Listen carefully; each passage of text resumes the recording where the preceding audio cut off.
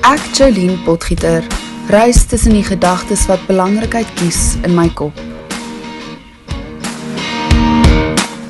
Ek smag na 'n lewe vol opwinding en plesier.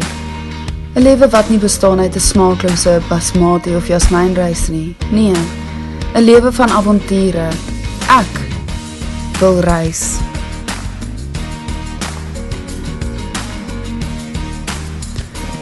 Soos almal kan sien, ruis my brein oor die gedagte van my onopwindende lewe. Ek besef met eens dat al hoe ek hierdie gaan regmaak, is om my groot meisie plakkies aan te trek en bietjie uit die huis te kom.